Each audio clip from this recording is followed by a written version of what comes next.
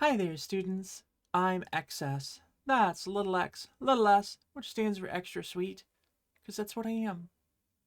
This is the second video designed to help you learn how to read Hiragana, one of the Japanese writing systems. If you haven't watched the first video in this series yet, please make sure that you do that first, because we're going to build here on what we already learned there. Before we continue, let me explain just a little bit about what Hiragana is. In my opinion, if I were looking at a Japanese document in front of me right now, I think that what I would see on the text on the page would be about 50% Hiragana. That means that knowing how to read Hiragana is extremely important to improving your knowledge of the Japanese language, but unfortunately, it's not everything. What is Hiragana used for then? Well, generally speaking, Hiragana is used for grammatical words and grammatical concepts in Japanese. It's used for more than that, but for the most part, that's a pretty good baseline. Hiragana won't usually be used for nouns because most nouns are going to be written in kanji, but that's a topic for a future set of videos. You can, however, be quite certain that Hiragana will be used for the conjugation of verbs and adjectives, for particle or helper words that might come at the middle or the end of a Japanese sentence, and for some other special cases. Anyway, I'm really excited to continue this journey together, so let's keep going with Hiragana so we can move on to more complex topics.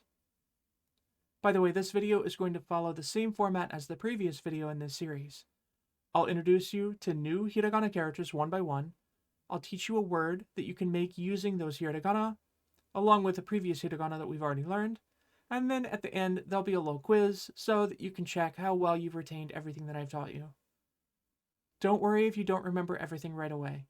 It might take a few watches or even some independent study for you to really master Hiragana. But that's okay. We're learning and building a better foundation. And it never hurts to review the basics either. Alright, let's jump into it. Ikimashou!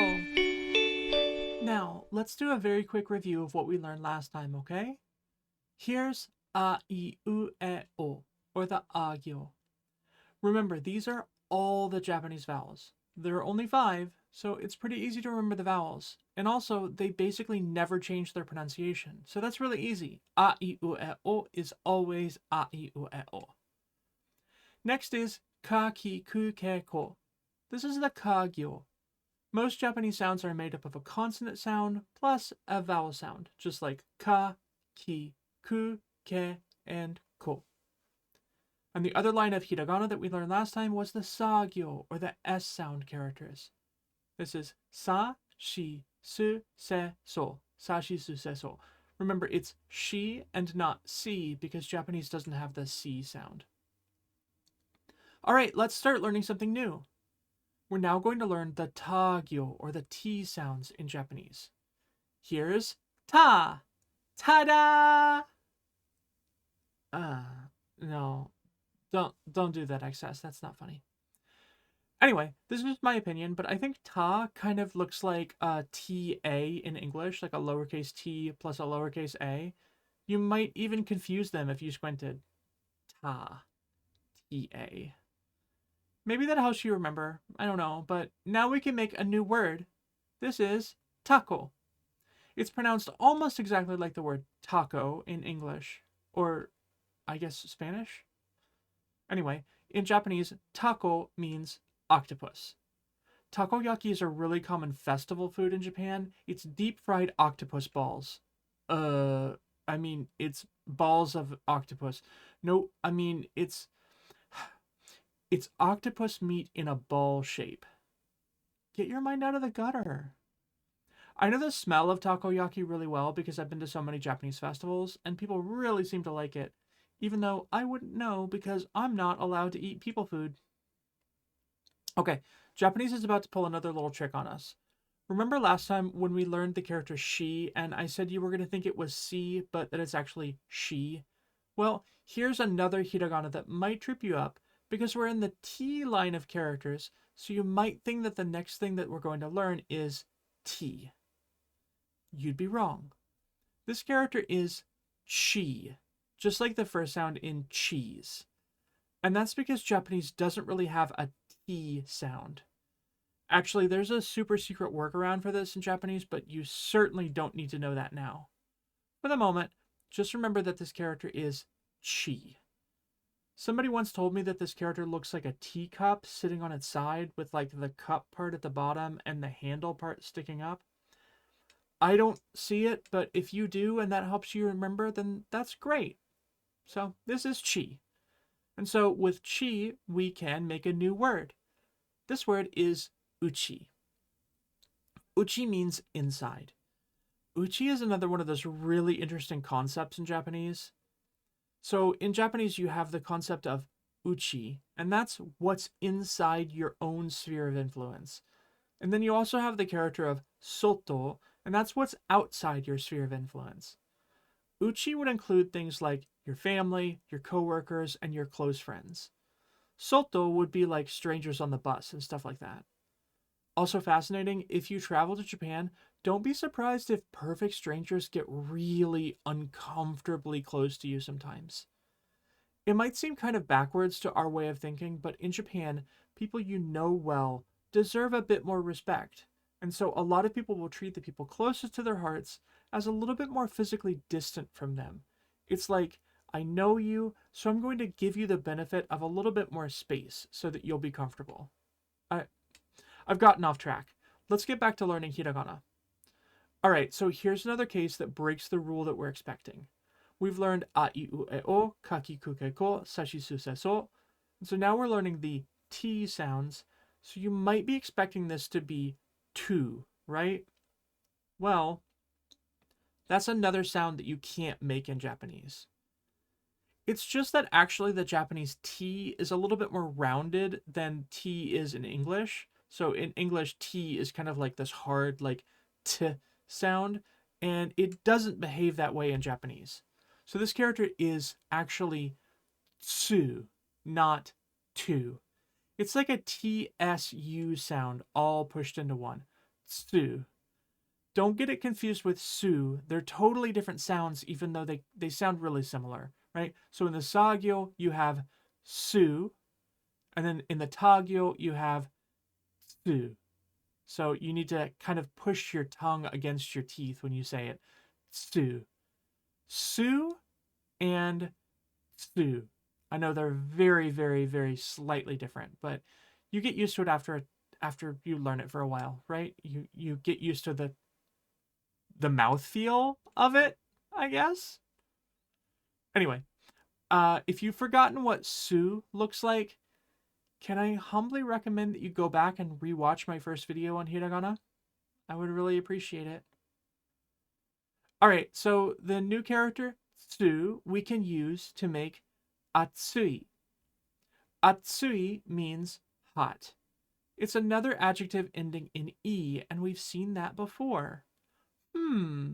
Mysterious. Adjectives ending in E. I promise we'll come back to adjectives and why I think they're really sneaky in Japanese. There's a thing with Japanese that you should know, and that's the fact that, see, like, in English, we have some letters that we use more often and some letters that we use kind of infrequently. And it's the same thing actually with Japanese. So some hiragana will get used more or less frequently than others. Like in English, we have X, Z, and Q, and those letters show up in like very few words. But the letters R, S, T, L, N, E show up all the time. Well, if I were playing Wheel of Fortune in Japan, I would absolutely expect tsu to be one of the free gimme letters because it's used all over the place in Japanese. It's even used so often that it gets its own super special secret second use. We'll talk about that in video number 4. Stay tuned. Like and subscribe, please. Okay, this next character is Te. Te is actually another one of my favorite hiragana characters because there's this really old Japanese comic book that I really like, and it turns Te into this massive pun that it uses all over the place in really, really unexpected ways. Basically, the whole story is all about the different puns that you can use with Te, right? So you can create all of these weird puns out of Te, and it's actually a lot more fun than I'm making it sound. It's an interesting comic book. Anyway, let's move on. Let's use te to make another new word. This is aite. Remember hiatus? It's aite. And then we're going to squish it together and we're going to call it aite, right? Aite means opponent. You use it a lot in martial arts. Your aite would be the person that you're sparring with. And the last T sound we're going to learn is to. You say it just like the body part.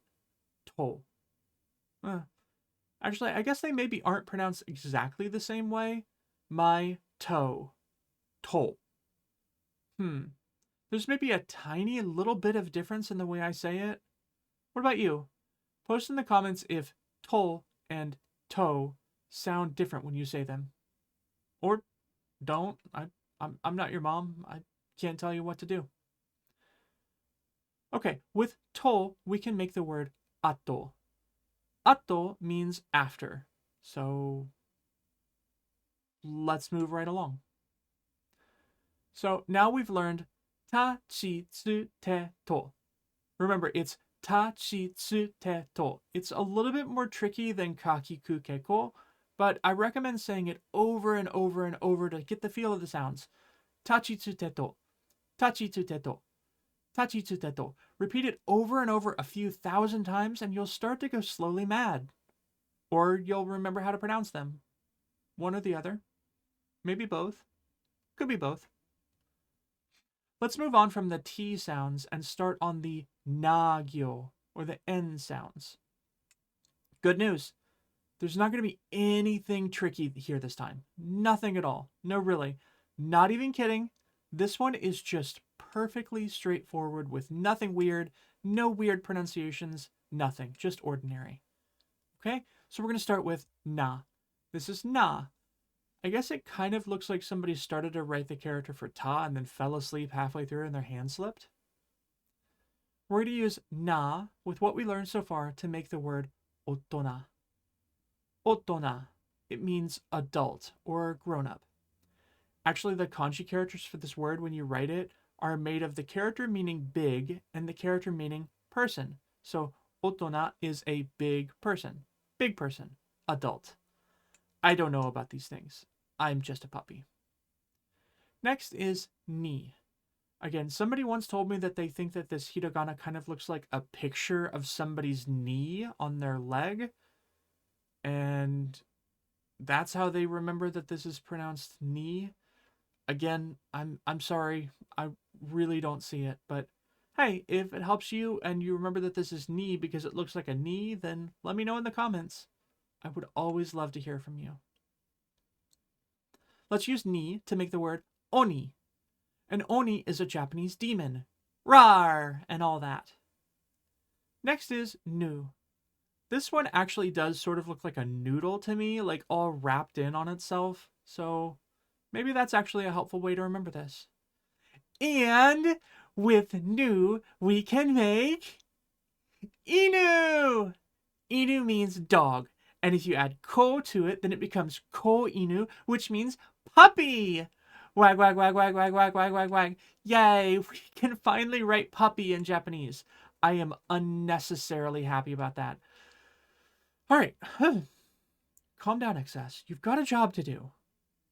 From nu, we move on to ne. This is ne. There are a couple of hiragana in Japanese that somewhat resemble ne, so just be careful. Remember that ne will be the one that curls at the end, like a noodle. I'll remind you when we learn one of the other characters that look kind of like this. Well, we got to make the word for dog, so I guess we can write the word for neko now, right?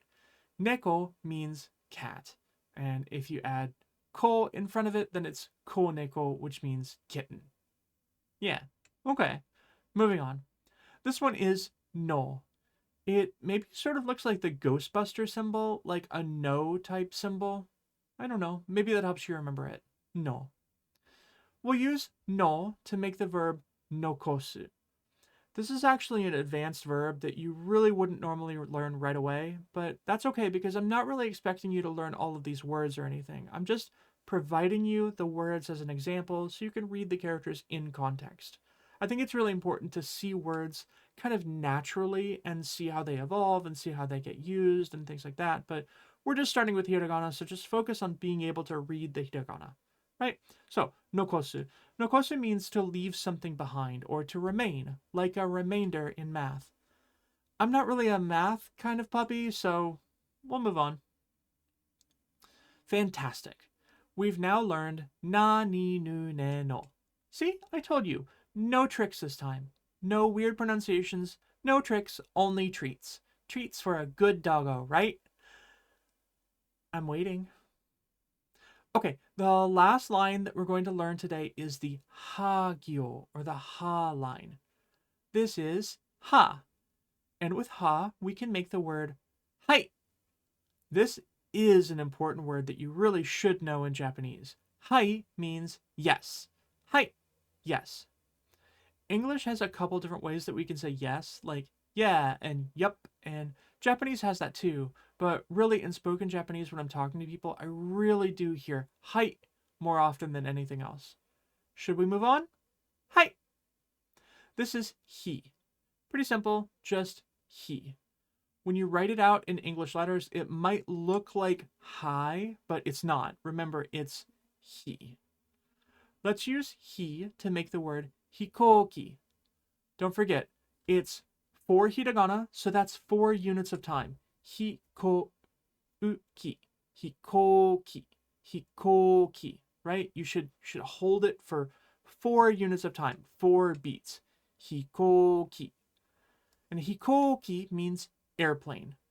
If you want to get to Japan and you don't already live there, then you probably need to take a hikoki. Oh, Japanese. You lulled us into a false sense of security with the N sounds. You were so nice to us with no weird pronunciations or anything. And now you have to go and be all tricky again. This is fu. It sounds more like a FU sound than an HU sound. Hey, FU. Fu should almost make a sound like you're blowing. Fu.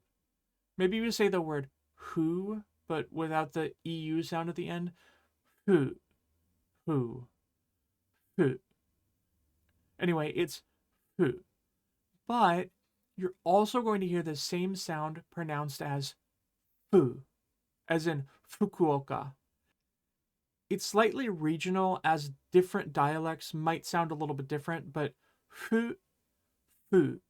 These are actually really similar sounds in Japanese, so be prepared to hear it either way, like hu or like fu, right? And so let's use fu to make fune. A fune is a boat. Fune. And this next one is he. Oh, thank goodness. Not a tricky letter, just plain old he.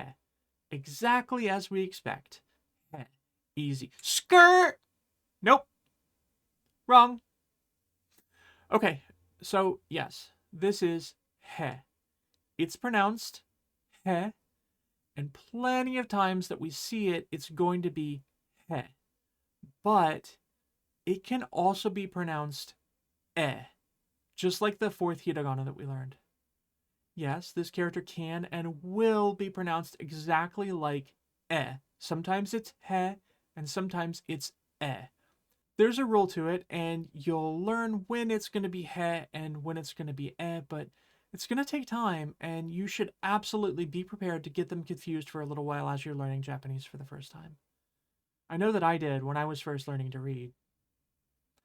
Let's take a look at each example of he and The first is heiki. Now, you can definitely hear that H sound in there, right? Heiki. Heiki. So that's definitely he. Heiki. Heiki means like fine, cool, okay, something like that. Heiki heiki is a pretty common way to say it's chill. And now, this is actually a sentence. Wow, our first full sentence together. So you would say, uchi e iku. Uchi e iku. You see, that H is totally gone. Here's the thing though. This sentence, uchi e iku, you cannot write this sentence using the other that we learned in the ha-gyo, right? Remember my first hiragana video when I said that was a little bit meh? This is why. Nice callback, XS. Anyway, the point that I'm trying to make is that in uchi e iku, that he, it looks like he, but it's always going to be pronounced e. I'll talk more about that in the future, but anyway, uchi e iku means I'm going home. Okay, and lastly for this lesson, we have ho. Save ho for last. What? Sentence doesn't even make any sense. Excess, what are you talking about? Manager-sama, I think I might be overworked. I'm talking nonsense. Right. Anyway, if we use ho, we can make the word ho-ho. Ho-ho means cheeks. I think it sounds really cute. Ho-ho. Ho-ho. Santa Claus has rosy cheeks. Ho-ho. And that's it. We learned the whole ha-gyo. Ha-hi-hu-he-ho. Ha-hi-hu-he-ho. Oh, something neat. Each one of these characters is a laughing sound in Japanese manga and other literature. And the way a character laughs in manga can actually teach you something cool about their character. People who laugh, ha ha ha ha ha, tend to be like arrogant hero types. People who laugh, he he he he he, are usually girlish and shy. People who laugh, hoo hoo hoo hoo hoo, are usually like sneaky women or tsundere types. Heh heh heh heh heh is actually sometimes a lecherous laugh or like an uncomfortable laugh. Like when someone is caught raiding another person's panty drawer. Please stay out of Puppy-Sensei's panty drawer. And ho ho ho ho ho characters are usually loud and boisterous and not always, but sometimes evil. Ho ho ho ho ho. No, I'm not evil. I'm a good pup. Are you ready for another quiz? This quiz will be the same type as last time. I'll give you the hiragana and ask you how to read it. I'll also let you know the meaning of the word, but that's not as important right now. Mostly, I just want you to focus on trying to remember the pronunciation for each hiragana. Let's start. What's this? It's going to mean desk, so how would you say it? The Japanese, I know you know how to say desk, but what does the hiragana say? It's tsukue. Great. Tsukue is a desk. Remember to make that TS sound when you're making the tsu, so tsukue, right? Okay, how about this one? This means train station. Y'all, trains in Japan are absolutely amazing. I hope you all get to experience them one day. Train travel is the best. So, how do you say this?